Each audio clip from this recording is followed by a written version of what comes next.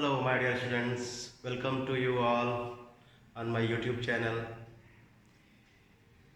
So, my dear students, in the last video of class 10th, we discussed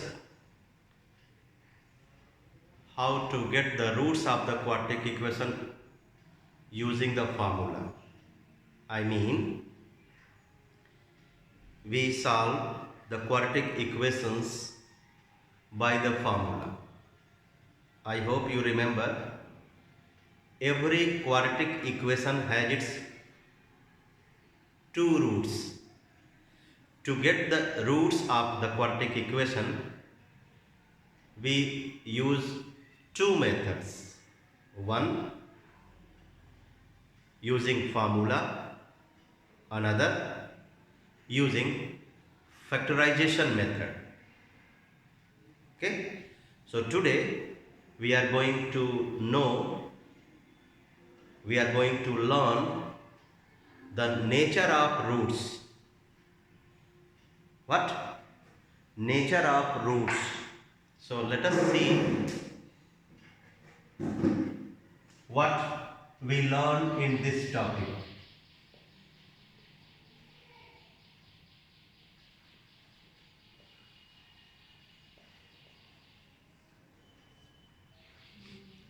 Nature of roots means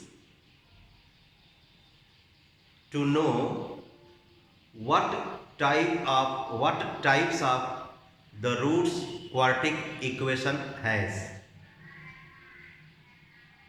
When we say that we are going to learn about the nature of the roots, means we are going to know what types of the roots of quadratic equation has, means whether the roots are real or imaginary. If real, then rational or irrational, equal or unequal. We will learn all these things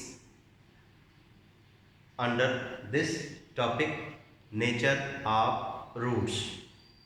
So I hope you remember nature of roots. I hope you remember the formula to find the roots of the quadratic equation. In that formula, the discriminant d is calculated by b square minus 4ac. आप सब लोगों को पता है कि जब हम quadratic equations को सॉल्व करते हैं तो दो वैल्यूज आती हैं, उन दोनों वैल्यूज को उस इक्वेशन का रूट्स कहा जाता है और ये रूट्स निकालने के लिए हम फार्मूला लगाते हैं x equals to minus B plus minus under root D upon 2a, where d is discriminant. और इस d की वैल्यू कैसे आती है? b स्क्वायर माइनस 4ac से आती है। तो आप सबको याद होगा कि d कैसे आता है? b square minus 4ac।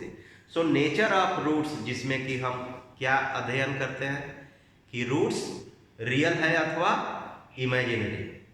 Real है तो रैशनल है या इरैशनल, जिसको हिंदी में शायद परिमेय अपरिमेय कहते हैं। रैशनल है या इरैशनल, इक्वल है या अनइक्वल। सो ये सभी हम अध्ययन करेंगे इस टॉपिक के अंदर। बट इस टॉपिक को डिस्कस करने से पहले हमको फिर से एक फार्मूला को लिखना होगा, याद करना होगा, समझना होगा। वो फार्मूला क्या है? डिस्क्रिमिनेंट डी का formula. D equals to B square minus 4ac,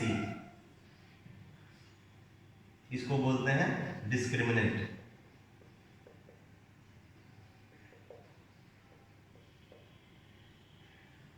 general form आप सबको याद होगा क्वाड्रेटिक इक्वेशन का, द्विघाती समीकरण इसको हिंदी में बोलते हैं, ax² + bx + c = 0। इसको बोलते हैं हम सामान्य फॉर्मूला, सामान्य सूत्र द्विघाती समीकरण का।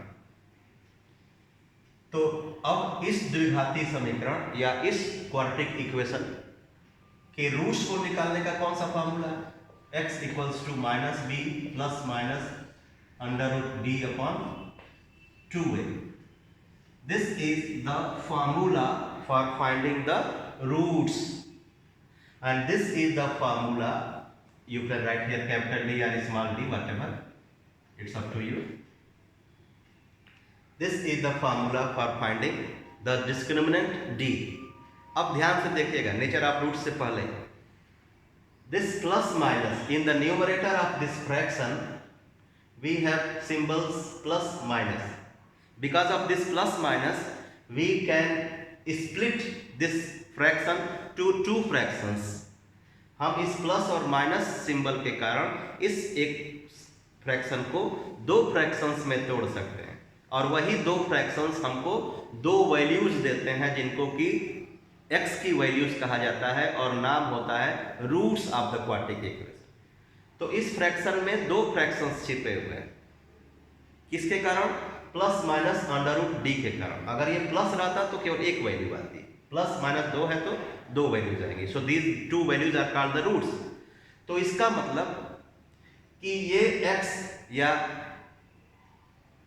वैल्यूज ऑफ x डिपेंड करता है इस d पे। अगर d, सपोज करिए अगर d 0 हो गया तो क्या इस फ्रैक्शन से दो फ्रैक्शंस बन सकते हैं? नहीं। ये अगर वेनिश हो गया, d की वैल्यू 0 हो गई, तो हमारे पास केवल बचा -b/2a। इसका मतलब कि केवल एक ही रूट आएगा। बट याद रखिए क्वाड्रेटिक इक्वेशन के दो रूट्स आने ही आने हैं। तो चलिए हम डिस्कस करें कि कैसे बिना इक्वेशन को सॉल्व किए किस तरह के रूट्स आएंगे, ये हम बता पाएंगे। आज हम उसको सीखने जा रहे हैं। तो क्या करें? पहले फिर से मैं डिस्क्रिमिनेंट d का फार्मूला लिख रहा हूं।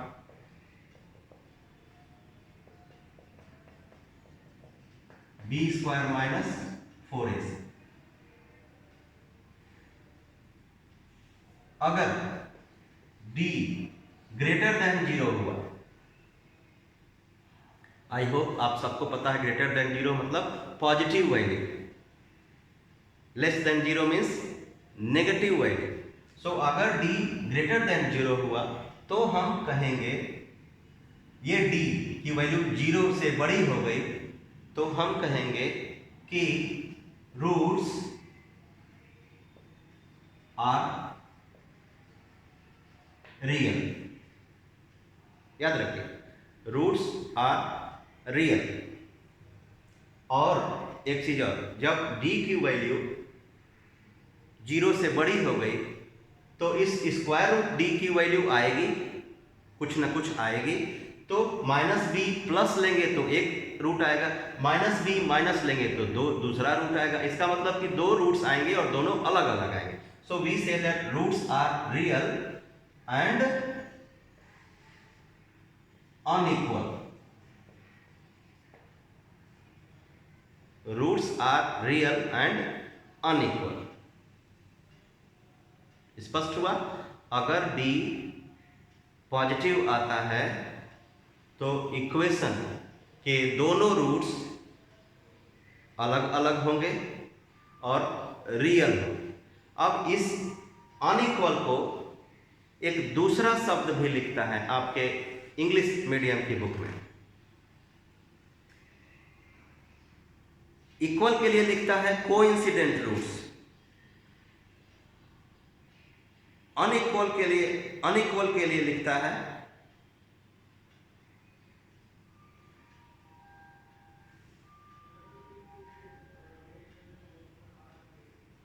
Distinct roots. क्या? Distinct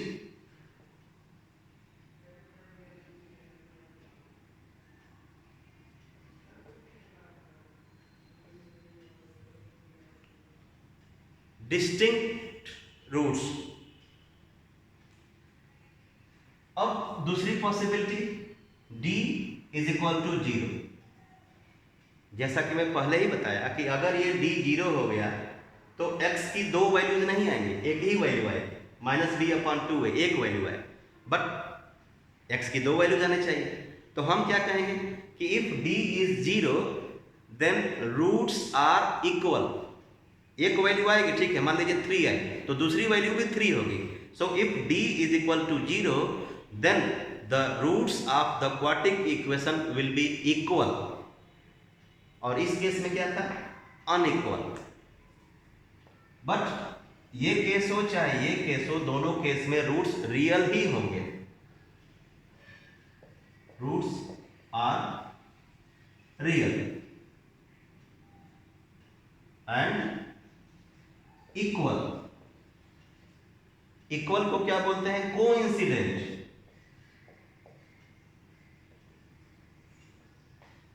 coincident roots. तो अनइक्वल कब होंगे रूट्स और रियल, जब d पॉजिटिव हुआ। जब d 0 हुआ तो रियल और इक्वल। अब आइए तीसरा case, d is less than 0। जब इस d की वैल्यू, इस फार्मूले से नेगेटिव आ गई तो स्क्वायर रूट d अब रियल नहीं रहेगा। So square root d will not be real. याद रखिए क्या होगा तब, वो imaginary. If d is less than 0 then roots are imaginary. और एक चीज और बता दो जो आपकी बुक में अभी नहीं दिया है, imaginary roots are always unequal. Imaginary roots are always unequal, वो इक्वल नहीं हो सकते। तो आपको ये तीन चीजें मैंने समझाई। अब इस केस में दो और केसेस बन सकते हैं। जैसे मैंने लिखा रूट्स आर रियल, तो रियल में आप जानते हो ना, दो हिस्से होते हैं रियल के।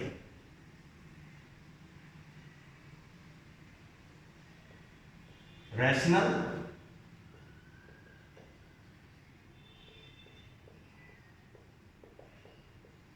इरैशनल। तो आपको ये भी समझना होगा कि d पॉजिटिव है तो रूट्स रियल हैं, अनइक्वल है। लेकिन अगर वो रियल हैं तो क्या वो रैशनल है या इरैशनल, ये दोनों चीजें भी आपको समझना है। तो जब d पॉजिटिव आया तो दो संभावनाएं हैं। किस केस में दो संभावनाएं हैं, d पॉजिटिव आया, d पॉजिटिव आया। तो जब d पॉजिटिव आया तो अगर वो परफेक्ट स्क्वायर है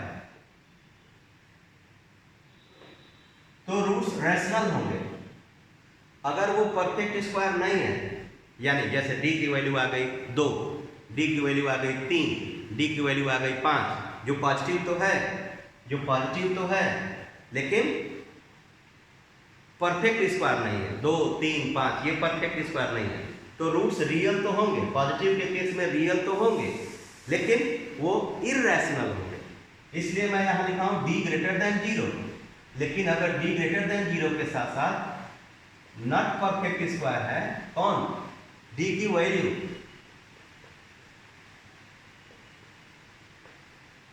तो आप कहोगे कि रूट्स रियल हैं, अनइक्वल है, और इस केस में रियल के साथ साथ इरैशनल है, इस केस में रियल के साथ साथ रैशनल है।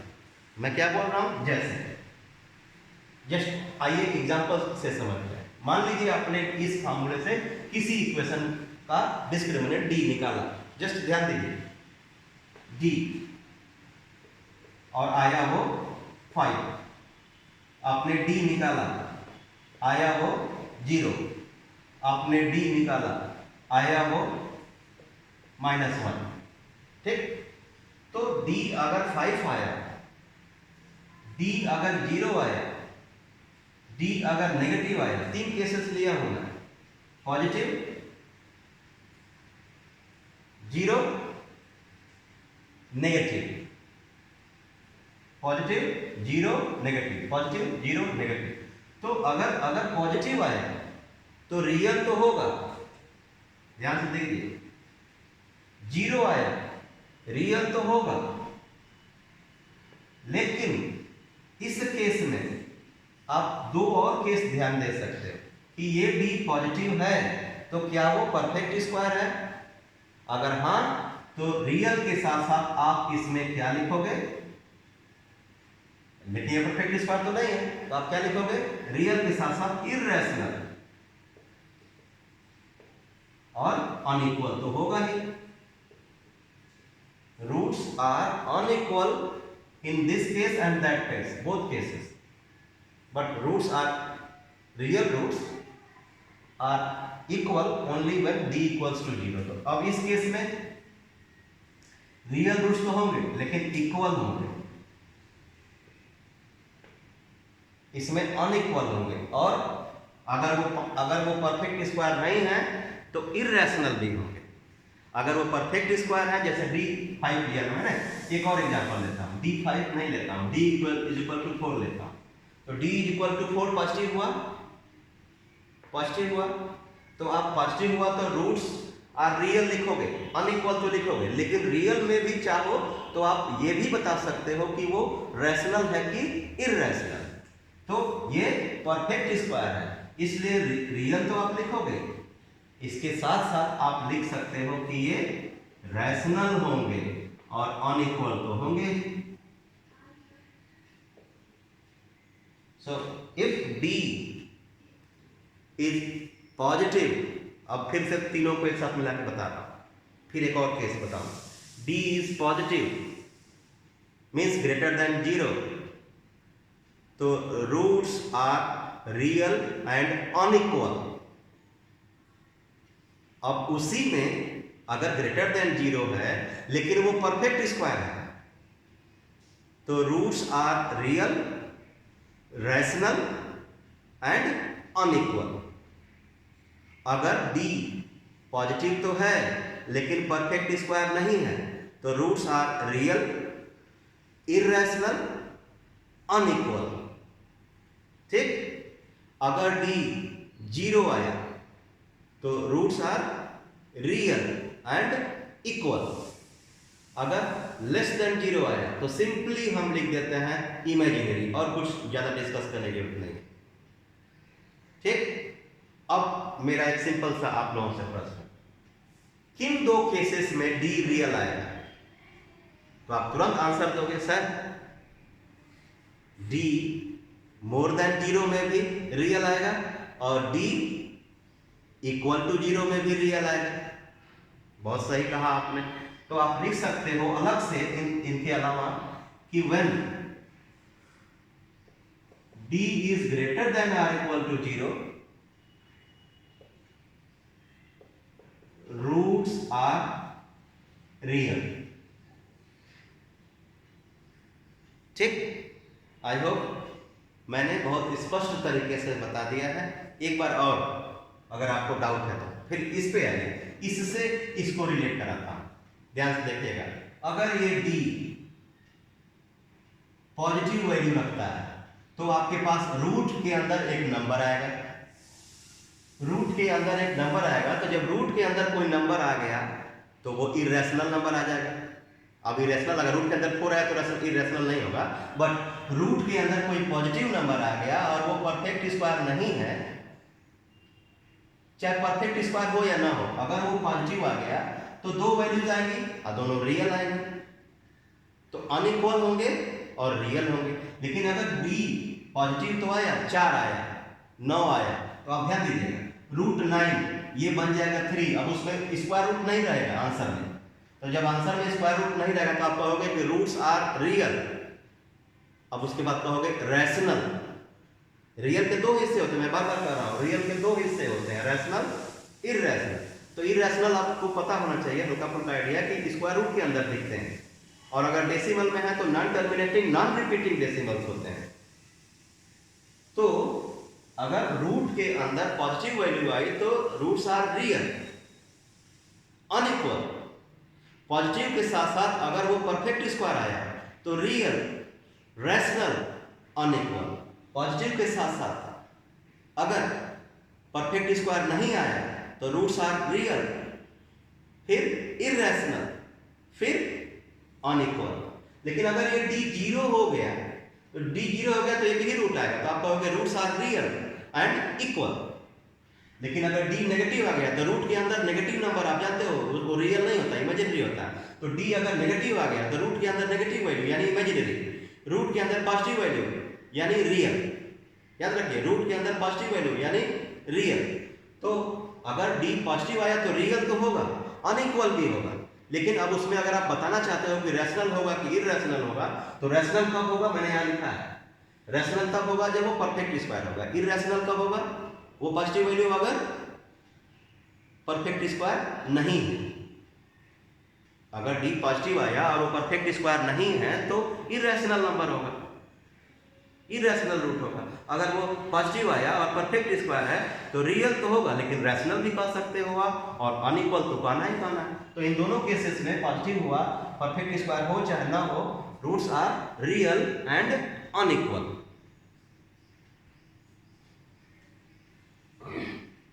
एक बार फिर से, क्योंकि शुरू में समझना ही बहुत जरूरी है, कुछ बच्चे सारी बातें नहीं समझ पाते। फिर से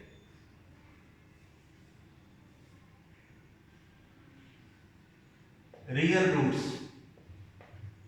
when the roots of quadratic equation will be real. तो आप कहोगे sir d is greater than or equal to 0। फिर इमेजिनरी रूट्स,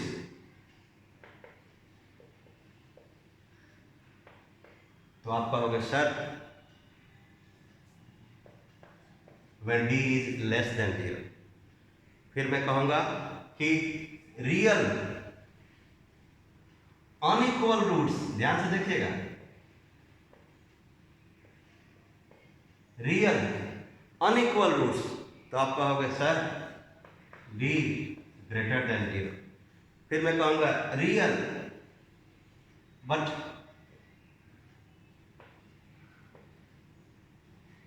इक्वल रूट्स, तो आप कहोगे सर इक्वल, तो d इक्वल्स टू 0। तो ये सारे कंडीशंस आपको जानने हैं, इसके बारे में कम लोग बताते हैं। Only these 3 are given, so teachers only they tell you only these 3। केवल रियल लिखा है सब, तो आप greater than or equal to 0 दोनों लेके चलोगे। इक्वल लिखा है तो d इक्वल टू 0 लोगे, अनइक्वल लिखा है तो d ग्रेटर देन 0 लोगे। अब उसमें रैशनल इररेशनल वाली बात, परफेक्ट स्क्वायर और इनपरफेक्ट स्क्वायर वाली बात आ गई, वो उस पे बेस बहुत क्वेश्चंस नहीं पूछता है आपके बोर्ड एग्जाम। तो मैंने कहा है कि इस चैप्टर से, पिछले वीडियो में भी, इस चैप्टर से आपके क्वाड्रेटिक इक्वेशन से 2 क्वेश्चंस पूछता है। फिर से मैं बताता हूं, जो पिछली वीडियो बच्चे नहीं देखे होंगे उनके लिए, कि क्वाड्रेटिक इक्वेशन से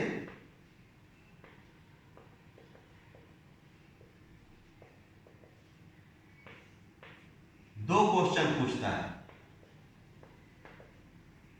2 क्वेश्चंस।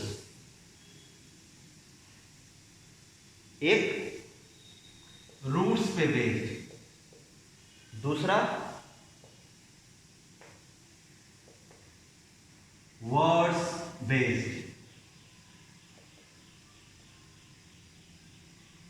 रूट्स पे बेस्ड का मतलब क्या हुआ, रूट्स पे बेस्ड का मतलब हुआ, आपको क्वेश्चन दे देगा कि solve the following quadratic equation and find the roots.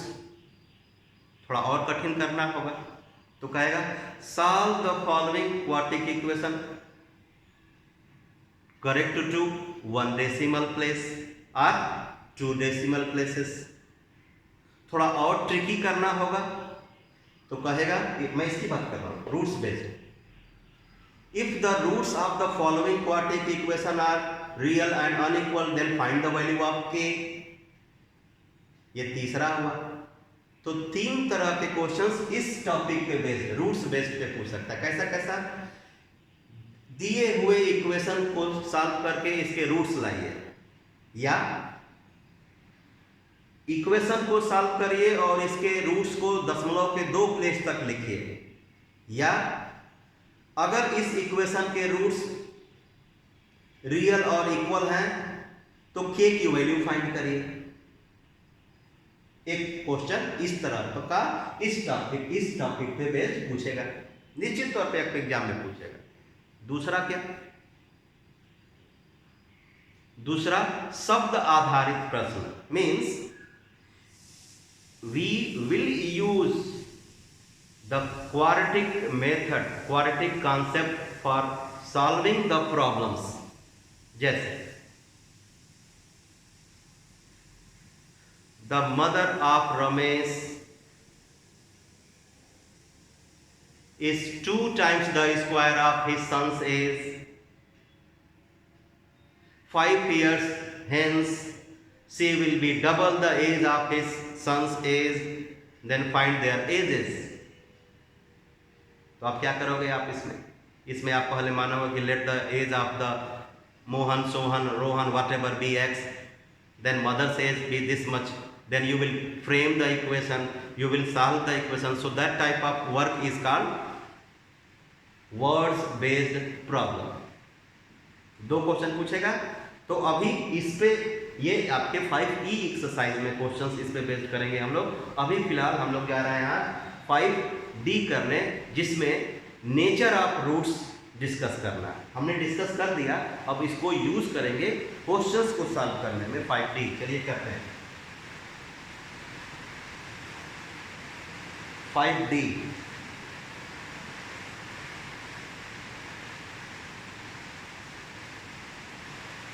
Use the discriminant, लिखा है स्पष्ट तौर पे। Question number 1, use the discriminant to determine the nature of the roots. The equation is x square minus 4x plus 3 equals to 0. X square minus 4x plus 3 equals to 0. Let us compare it with the general form of quadratic equation to get the values of a, b, c.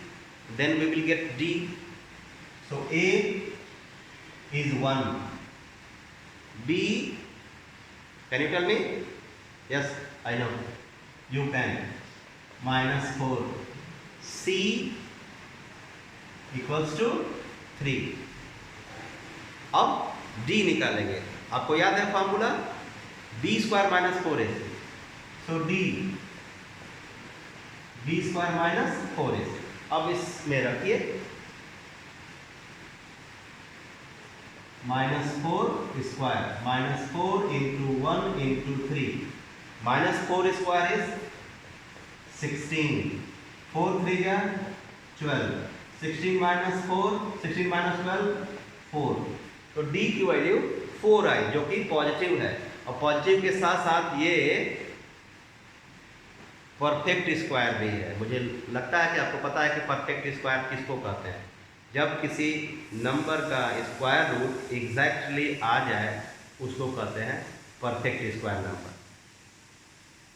अगर किसी number का square root non terminating non repeating decimal में आया तो उस number को हम लोग कहते हैं नॉट परफेक्ट स्क्वायर नंबर और imperfect square. So this D is positive. पहले तो आप ये लिखेंगे, पॉजिटिव के केस में आप सबको पता है कि D अगर पॉजिटिव है तो रूट्स आर रियल अनइक्वल। अब आपने जब देख लिया कि पॉजिटिव है और परफेक्ट स्क्वायर है तो आप रियल के साथ साथ एक और शब्द ऐड कर दीजिए, क्या? रैशनल। तो आप लिखिए D ग्रेटर देन 0 और ब्रैकेट में परफेक्ट स्क्वायर भी लिख दीजिए।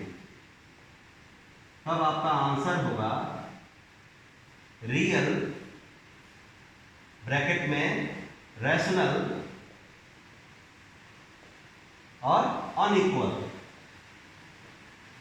तो So when d is more than 0, मैंने कहा है d is more than 0 real unequal, d is equal to 0 real equal, d less than 0 imaginary।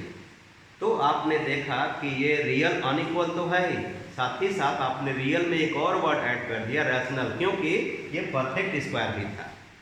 ठीक है, अब आपको क्या लिखना है, एक और फोर्थ पार्ट।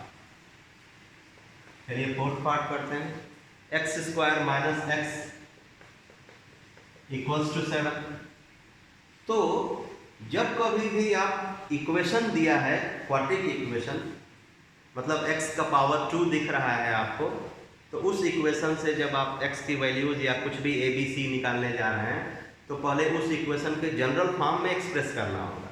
जनरल फॉर्म क्या है, पहले एक्स स्क्वायर वाला टर्म, फिर x वाला टर्म, फिर कांस्टेंट टर्म, और एक साइड दूसरे साइड में 0 होना चाहिए। तो यहाँ तो 0 नहीं है, इधर बुलाइए। तो X square minus X minus 7 is equal to 0। फिर इसको कंपेयर करिए आप, A X square plus B X plus C equal to 0। A की वैल्यू, A means the numeral coefficient of X square 1, B की value the numeral coefficient of this X minus 1, C is absolute term और constant term minus 7। अब discriminant d आप निकालेंगे और इस d के बेसिस पे ही आप nature of the root predict कर पाएंगे। Prediction, your prediction will be based on the discriminant d, remember it. So d equals to b square minus 4ac minus 1 square minus 4 into 1 into minus 7। So 1 minus 1 का square 1, फिर minus 4 और ये minus 7 multiply होके plus 28 क्या है 29, जो कि positive है।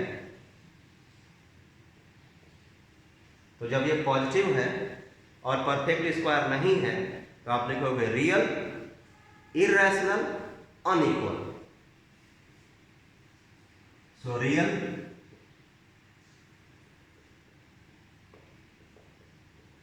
irrational, unequal। क्या बुक में दिया है, I don't mind, this is the correct answer. Question number 2, first part, what do we have, without finding the roots, means without using the formula x equals to minus b plus minus under root b upon 2a. Comment on the nature of the roots of the following quadratic equation. So commenting on the nature of the roots means just predicting whether the roots are real,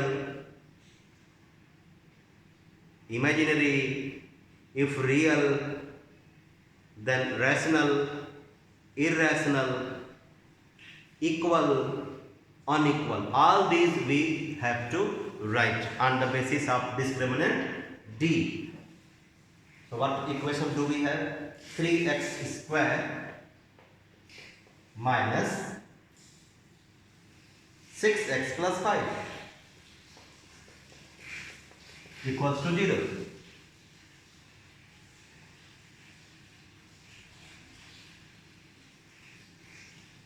Three x square minus 6x plus 5 equals to 0. So let us compare it with a, b and c, as I did in these parts, and then on the basis of d we will make comment on the nature of the roots. Ax square plus bx plus c equals to 0. So a equals to 3, b equals to minus 6, c equals to 5. D, remember, you can comment on the nature of the roots on the basis of d only. So d you will get by the formula b square minus 4ac minus 6 square minus 4 into 3 into 5, 36 minus 5 3 या 15 4 या 60 minus 24. So this d is negative.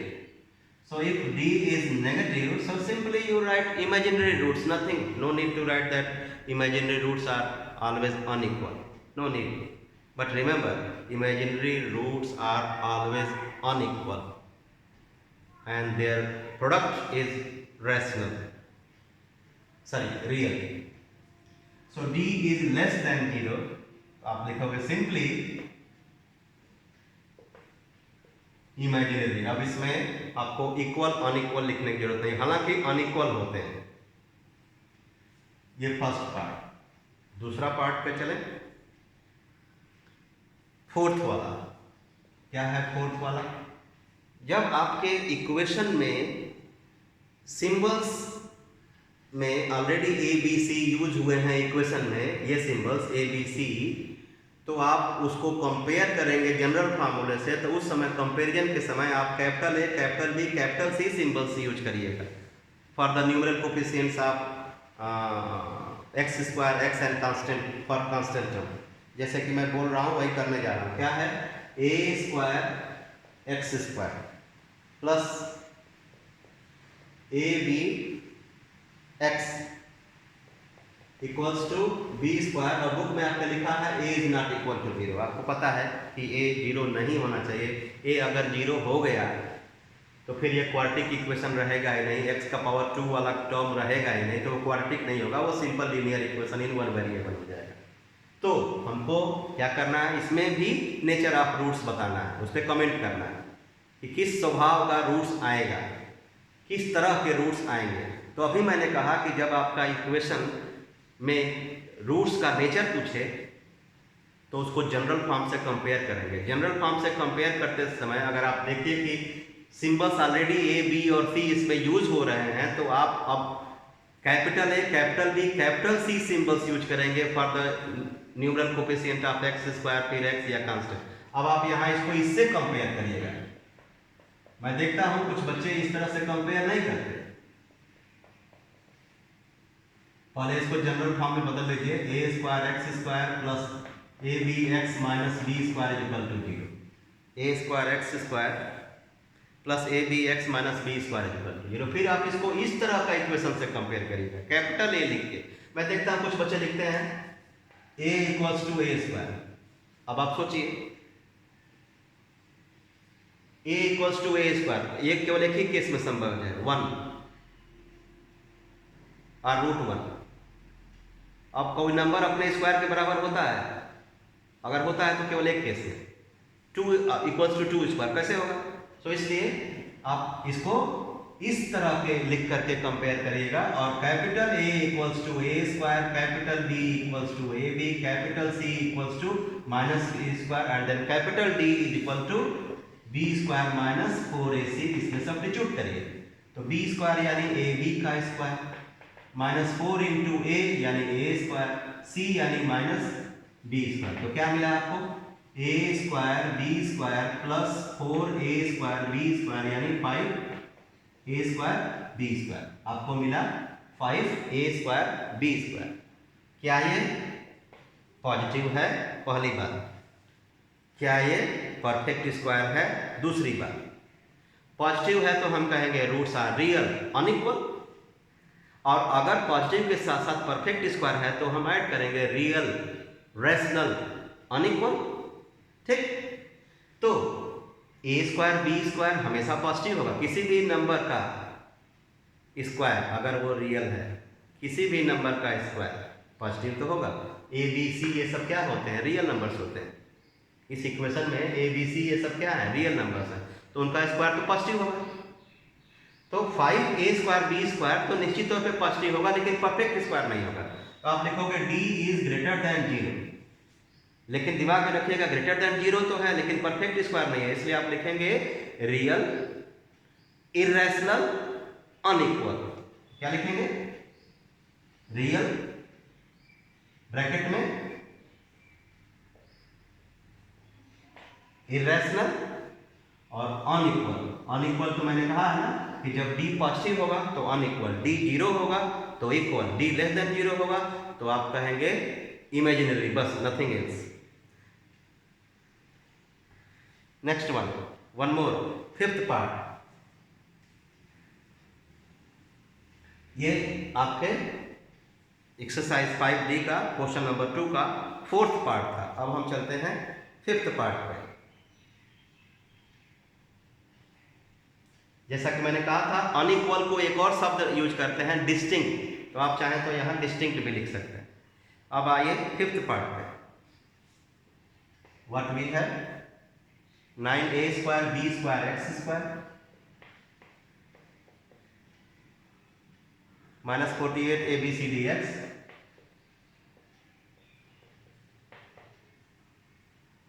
plus 64 c square d square is equal to 0. It's mentioned that a and b should not be 0. वो रहता है. So compare it with ax square plus bx plus c equals to 0.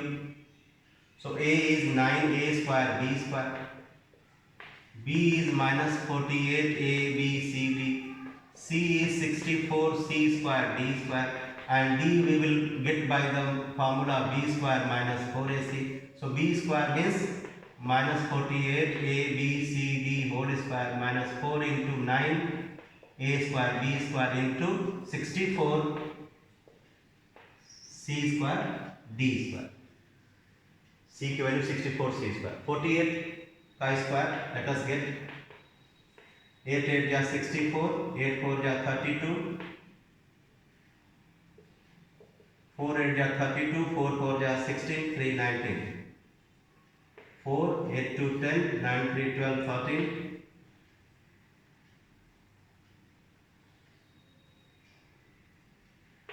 2 3 0 4. So 2 3 0 4 a square b square c square d square. अब ये देखिए, ये negative में आएगा. क्या 4 9 या 36, 36 इंटू 64, 4 6 या 24, 4 3 या 12 2 14, 6 6 या 36, 6 3 या 18 3 21, 4 10 3 2 3 0 4. This will also be 2 3 0 4 a square b square c square d square. Means the square of this one is same as the product of these two.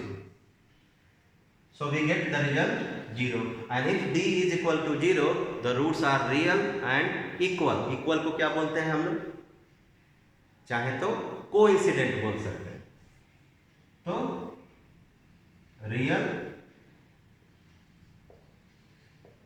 Equal या coincident.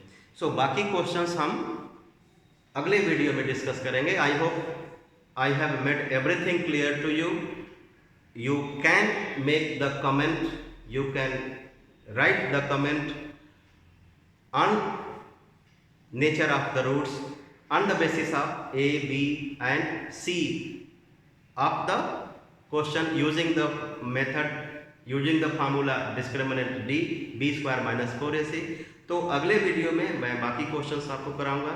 So keep watching the video and keep subscribing. Bye bye.